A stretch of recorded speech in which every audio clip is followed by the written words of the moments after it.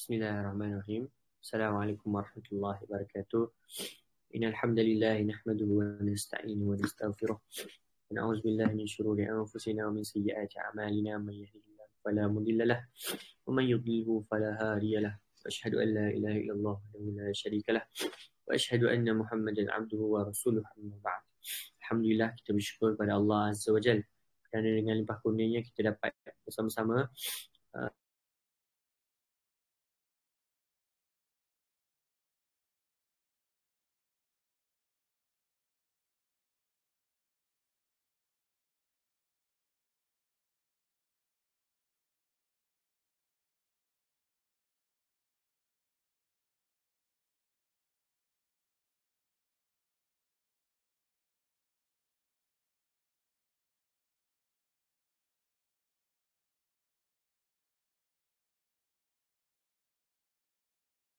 maaf tadi terputus. Kita share balik skrin. Okay. Kita bersyukur kepada Allah Azza wa Jal kerana kita dapat meneruskan pertemuan yang ke-10 bagi membahaskan matan Abi Syuja' berkenaan dengan asas-asas fiqh mazhab Syafi'i, Imam Syafi'i Muhammad bin Idris Asy-Syafi'i rahimahullah ta'ala. Alhamdulillah, terusnya kita membahaskan bab fasal fi salatil aidain, iaitu fasal berkenaan dengan solat dua hari raya, iaitu Aidul Fitri wa Aidil Adha. Okey. Kata musannif rahimahullah ta'ala, wa salatul aidain sunnatun muakkad. Yang pertama kita kena tahu yang solat Aidil Fitri dan Aidil Adha ni adalah sunat muakkad. Sunnatun muakkad, iaitu sunnah yang digalakkan untuk kita sertai. Wa hiya rak'atan, dia adalah 2 rakaat. Yukabbiru fil ula sab'an siwa takbiratul ihram. Itu cara untuk kita solat solat raya ni adalah dengan takbir. Yang pertama kita takbir sebanyak 4 kali, sab'an, 7 kali. Siwa takbiratul ihram, melainkan takbiratul ihram. Maknanya takbiratul ihram 1, kemudiannya sab'an, 7 kali takbir. Jadi 8. Wa fi thaniyati, rakaat yang kedua, khamsan siwa takbiratul qiyam. Bangun daripada rakaat kedua tu dan kita takbir qiyam, dan seterusnya kita sambung 5 takbir seterusnya. Wa yaqtu ba'dahuma khutbatain, dan ada 2 khutbah. Ini untuk solat Aidil Adha dan Aidil Fitri. Yukabbiru fil ula 9 wa fi thaniyati 7. Ini juga takbir di dalam ketika khutbah. Wa yukabbiru fi ghurubi syamsi min lailatil aid. Dan ini antara sunnah untuk kita takbir min ghurubi syams min lailatil aid, pada malam hari raya, ila an yadkhulal imamu fi salah, sehinggalah pada pagi hari raya, sehinggalah imam bertakbir untuk solat. Wa fil adha khalfa salati faraid min subhi yaumi arafah ila asar. Ini pula bagi hari raya haji, iaitu sunnah untuk kita bertakbir sebanyak min subhi yaumi arafah, start bermula daripada subuh hari Arafah sehinggalah asar min akhiri ayyami tasyrik, sehinggalah habisnya hari-hari tasyrik, iaitu 11, 12 dan 13 Zulhijjah. Seterusnya fasul fi salatil kusufain, iaitu solat kusuf. Solat apabila gerhana matahari ataupun gerhana bulan.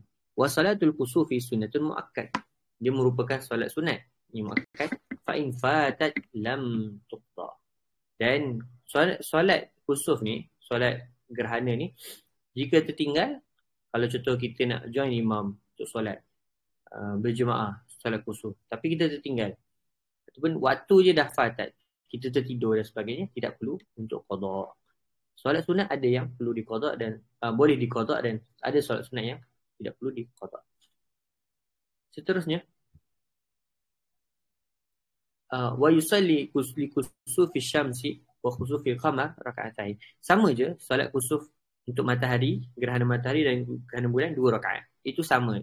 Tapi ada beza dia. Wa fi kulli raka'atin qiyaman yutilu qira'ata fihima. Okey, yang pertama dia panjangkan solat gerhana ni, solat gerhana matahari dan gerhana bulan, kita perlu panjangkan. Yutilu qira'ata, perlu panjangkan bacaan. Fihima wa ruku'ani, dan rukuk juga perlu disunatkan untuk memanjangkan. Yutilu tasbih. Tasbih ketika rukuk dipanjangkan. Fihi ma duna sujud. Melainkan pada keadaan sujud. Sujud tak perlu panjang ketika solat kusuf, solat gerhana. Wa yaqtu ba'dahuma khutbatain. Dan sama juga khutbah, dua khutbah. Sama seperti solat hari raya tadi, Aidilfitri dan Aidiladha, disunatkan cara-cara antara rukun ni adalah membaca dua khutbah selepas daripada solat. Wa yusirru fi kusufi syams. Untuk solat gerhana matahari perlu untuk sir. Bacaan dia adalah sir, iaitu perlahan, tidak perlu dijaharkan, tidak perlu dikuatkan suara. Wa yajharu fi kusufi qamar. Tapi kalau untuk solat sunat gerhana perlu dijaharkan, perlu dikuatkan suara. Faslun fi salati al-istisqa. Solat untuk istisqa, meminta hujan. Wa salatul istisqa masnunah. Merupakan solat sunat juga. Fa ya'muruhuma al-imamu bit-taubah. Okey. Antara sunat untuk kita lakukan solat istisqa ni, solat istisqa ni kita minta hujan. Sebab apa? Sebab tempat kita tak banyak hujan contoh. Ataupun ulil amri memerintahkan kita untuk solat istisqa bersama-sama di lapangan. Disunatkan untuk dibuat di lapangan, bukannya di dalam masjid. Tapi antara sunah-sunah lain yang perlu dilakukan adalah yang pertama, imam memastikan ataupun menggalakkan, menyuruh makmum yang lain untuk pertama bertaubat, menginsafi diri daripada melakukan dosa dan sebagainya. Dan yang pertama untuk kita bertaubat. Dan yang kedua wasadaqah, ataupun memberikan sedekah, wal khuruju minal mazalim. Dan kita tak, ketika nak buat istisqa tu tak boleh nak buat benda-benda yang dosa hari yang kerana kemarau dah kita katakan bala daripada Allah SWT ataupun ujian daripada Allah SWT datang untuk kita kat tempat kita, kemarau, tak ada hujan sebagainya. So kita tak boleh nak buat maksiat ketika tu. Kita kena ingat Allah SWT, kena ingat ujian yang Allah SWT berikan. Wa musalahatil a'da. Tak boleh nak bermusuhan ketika hari-hari kita nak buat istisqa tu. Wasiyami salasati ayyam. Dan disunatkan untuk puasa 3 hari. Thumma yakhruju bihim fil yaumir rabi'. Puasa 3 hari dulu, kemudian hari yang keempat fi thiyabi bizlatin wastikanatin wa tadarru. Dia hari yang keempat disunatkan untuk kita buat solat tu, solat istisqa tu dengan pakaian yang sederhana ataupun pakaian yang lusuh, pakaian yang tak menggambarkan ada haibah ataupun kita katakan pakaian yang bukan pakaian pada waktu hari raya. Wa yusalli bihim rak'atain, dua rakaat solat dia ka salatil aidain, seperti solat hari raya. Summa yaktubu ba'dahuma wa yuhawwilu ridaahu wa yaj'alu a'lahu asfalah. Ini antara sunat dia. Ada juga khutbah selepas daripada solat tu. Wa yukthiru minad du'a wal istighfar, dan banyakkan doa dan juga istighfar. Wa yad'u bi du'ai Rasulillah sallallahu alaihi wasallam. Antara doa sunat untuk dibacakan ketika solat istisqa adalah Allahumma suqya rahmatin. Wahai Tuhanku, berikanlah suqya, memberikan hujan, rahmatin sebagai rahmat, la suqya azabin, dan bukanlah hujan yang daripada azab, wala mahqin wala bala'in wala hadmin wala gharaq. Maknanya hujan-hujan yang memberikan bencana, bala dan sebagainya. Allahumma ala dhirabi wal akami wa manabiti syajar wa butulil adwiyah. Ini antara doa yang Nabi SAW ajarkan. Panjang lagi doa dia. Allahumma hawalaina wala alaina. Ini antara sunat, doa yang sunat untuk kita baca ketika hujan pun. Contohlah dalam hadis, Allahumma hawalaina wala alaina. Wahai Tuhan, kita doa kepada Allah Subhanahu Wa Taala untuk hujan yang jatuh kat kita tu, hujan yang turun dekat rumah kita. Macam sekarang kan musim tengkujuh contoh, ataupun yang berada di utara ataupun di Malaysia lah secara umumnya, hujan turun. Antara sunat yang perlu kita baca atau doa yang sunat untuk kita baca, dan kemungkinan ramai yang tak tahu, dan adalah hadis Nabi SAW berkata, Allahumma hawalaina wal alaina. Wahai Tuhanku, hawalaina, alihkan hujan yang turun dekat rumah kita sekarang ni, wala alaina, berikan hujan tu yang ada dekat rumah kita tu, alihkan ke pada orang lain, wala alaina, bukannya dekat aku. bukan kat atas kita, kat kawasan kita. Antara kelebihan atau bagi kita katakan mukjizat doa Nabi SAW untuk kita alihkan hujan. Kenapa? Persoalan lah. Kenapa Nabi SAW tak suruh kita doa untuk berhentikan hujan? Persoalan. Jawapan dia adalah kerana hujan, kalau merujuk kepada kajian saintifik, zaman sekarang orang dah tahu sukatan hujan atau kita katakan air hujan tu setiap tahun dia kena sukatan yang sama. Kalau tak sama, dia tak stabil. Sebab tu Nabi SAW ataupun mukjizat Nabi SAW, kita baca doa ni, wahai Tuhan, alihkan hujan, bukannya berhentikan hujan. Kalau berhenti hujan, sukatan tahunan air untuk laut menerima air hujan, dia tidak sama. So akan menjejaskan ekosistem. Jadi ni antara kita kata hikmah yang mana mungkin dulu orang tak tahu, tapi bila dah dibuktikan dengan kajian saintifik, maka kita dapat tahu yang dan dibuktikan bahawa hujan memang akan sama je. Sebab tu Nabi SAW suruh kita doa supaya alihkan hujan, bukannya berhentikan hujan. Itu antara faedah yang kita dapat daripada doa ni. Allahumma hawalaina wala alaina. Dan disunatkan untuk baca ketika hujan turun di rumah kita. Seterusnya, Allahumma skina ghaisan mughisan hani'an mari'an. Ini antara doa yang Nabi SAW ajarkan ketika doa, ketika meminta hujan. Hani'an mari'an sahhan amman ghadaqan tabaqan mujallilan daiman ila yaumiddin. Antara doa yang Nabi SAW ajarkan untuk baca ketika melakukan salat sunat istisqa. Allahumma skina al-ghaitha wa la taj'alna minal qanitin. Memberikan kami ghais, hujan wa la taj'alna minal qanitin. Dan seterusnya, Allahumma inna bil ibadi wal bilad minal jahli wal ju'i wal dha'ki wal ma la nashku illa ilaika. Doa-doa yang Nabi SAW ajarkan. Lagi, Allahumma anbit lana zara'. Hidupkan zara', tumbuh-tumbuhan. Wa adir lana dar' wa anzil alaina min barakatis sama'. Turunkan keberkatan daripada langit. Wa ambi salam min barakatil ard, daripada bumi pun tumbuhkan balik keberkatan daripada bumi. Wa kashif anna min bala ma la yakshifu ghairuk, dan jauhkanlah kami daripada bala bencana yang Allah SWT timpakan kepada hamba. Allahumma inna nastaghfiruka innaka kunta ghaffara farsil as-samaa'a 'alaina midrara. Seterusnya, wa yaghtasilu. Ini doa yang Nabi SAW ajarkan, panjang dan boleh diamalkan ketika membaca doa istisqa, dan juga tidak ketika solat istisqa sahaja, bukan terhad pada solat istisqa sahaja. Ketika bala bencana yang berlaku ataupun hujan lebat dan sebagainya, boleh kita baca doa-doa yang disebutkan tadi. Seterusnya, wa yaghtasilu fil wadi ila sal wa yusabbihu lirra'di wal barakah. Mandi balik di wadi. Wadi ni kita katakan macam tasik ataupun tempat yang takungan air. Mandi di situ disunatkan untuk kita mandi, dan juga wa yusabbih, dan bertasbih. Seterusnya, faslun fi salatil khawf.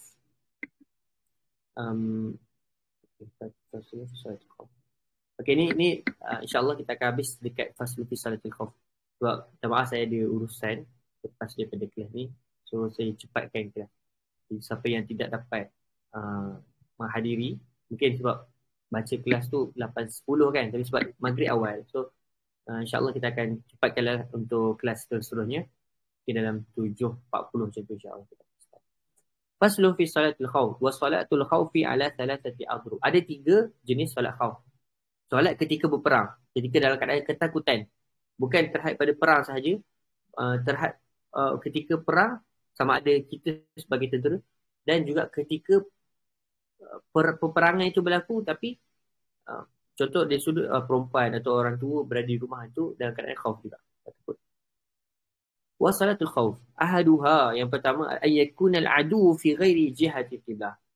Kita punya adu ataupun kita katakan musuh kita adalah ghairi jihati qiblah, bukan pada jihah kiblat, pada kiblat, arah kiblat, bukan pada arah kiblat. Wa yufarriquhum al-imamu firqatain. Imam akan bahagikan kepada 2 firqah. jemaah tu. Firqatun taqifu fi wajhil adu. Satu firqah tu menghadap wajah adu. Wajah kita katakan musuh. Wa firqatun khalfahu. Dan firqah yang lain belakang dia. Fa yusalli bil firqati allati khalfahu raka'atan. Okay. Bila dah disusun yang firqah yang pertama tadi, kumpulan yang pertama dia menghadap adu, menghadap musuh. Kumpulan yang kedua tu solat dulu. Wa firqatun taqifu fi wajhil adu. Okay. Fa yusalli bi firqati allati khalfahu raka'atan. Summa tutimmu li nafsiha. Dan dia habis dia solat dulu yang kedua tadi. Wa tamdi ila wajhil adu. Dan dia dah habis solat, dia ngadaplah adu balik, musuh balik. Wa taji'u ta'ifatul ukhra fa yusalli biha raka'atan wa tutimmu li nafsiha thumma yusallim biha. Ini antara kita katakan solat ganti ketika perang. Batch yang pertama ataupun kumpulan yang pertama solat dulu, kumpulan yang kedua ni jaga. Kumpulan yang kedua kumpulan yang pertama dah berhenti solat, dah habis solat, ganti dengan kumpulan yang kedua. Itu kaedah yang pertama. Dia ada 3 ketika solat dalam peperangan. Wasani an yakuna al-adu fi jihati al-qiblah. Ini kalau adu ataupun musuh kita memang menghadap kiblat. Memang hadapan ni musuh akan datang dan kiblat kat situ. Tadi kalau musuh dekat lain, bukan kat kiblat. Fayasfuhum al-imam saffain wa yahrimu bihim. Fayasuffuhum al-imam. Imam meletakkan ataupun menjadikan makmum tu sebagai 2 saf. Saffain wa yuhrimu bihim. Fa idza sajada ma'ahu ahadun. Dia kaedah dia adalah solat orang depan dia jadi 2 saf. Tapi saf yang depan tu rokok dulu. So yang pertama, yang belakang dia tak rokok lagi. So dia akan berjaga-jaga. Semua akan berjaga-jaga. Yang tadi dia asing-asing. Satu kumpulan yang jaga, satu kumpulan solat. Yang ni semua solat. As-saffain. As-saffain tadi. Sajada ma'ahu ahadu saffain. Satu saf yang depan dulu solat dulu. Yang rokok dulu. Yang belakang belum rokok lagi. Wa waqafa safful akhar yahrusuhum. Fa idza rafa'a sajadu wa lahiqu. Dia macam itulah. Bila dia dah sujud, yang belakang dia tak sujud lagi. Bila yang depan dah bangun, baru belakang sujud. Begitu. Dia macam berganti-ganti. Tapi dalam satu jemaah yang sama. Yang pertama tadi, 2 jemaah yang berbeza. Sebab apa? Sebab adu musuh kita bukan menghadap kiblat. So satu jemaah kita jaga menghadap adu. Satu jemaah lagi solat. Tapi yang ni memang musuh menghadap kiblat. So memang menghadap depan. So kita menghadap kiblat lah. Kita menghadap kiblat dan menghadap musuh kan. Jadi boleh solat semua orang. Wasali yang ketiga, ayakuna fi syiddatil khauf. Dan keadaan yang sangat takut. Ini kaedah untuk yang kita nak solat tapi dalam keadaan yang sangat takut. Tak kisah dalam peperangan ataupun ketika berada di rumah. Tapi dalam keadaan takut. Sama ada musibah ataupun peperangan. Waltihamil harb. Peperangan yang dahsyat.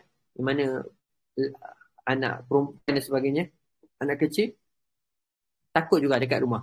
Fayusalli kaifa amkanahu. Maka solatlah macam mana pun yang boleh, yang mampu. Rajilan au rakiban mustaqbilal qiblati wa ghairi mustaqbili laha. Mana kita boleh solat sama ada menghadap kiblat ataupun tidak, berdiri ataupun sedang menunggang kuda kan, ataupun dalam kereta. Memang takut dalam keadaan bencana ataupun peperangan musuh datang dan perang dunia dan sebagainya, wallahu alam, kita boleh solat dalam keadaan yang kita kaifa amkanah, ataupun kita katakan bagaimanapun yang kita boleh, ala kadar man istata'a ilaikum, yang kita mampu. Wallahu alam. InsyaAllah kita sambung pada pertemuan minggu depan. Faslun fil libas, iaitu fasal berkenaan dengan pakaian. InsyaAllah minta maaf saya terpaksa berhenti awal sebab ada urusan sikit. Qul qawli hadza wa astaghfirullahal azim li wa lakum. Assalamualaikum warahmatullahi wabarakatuh.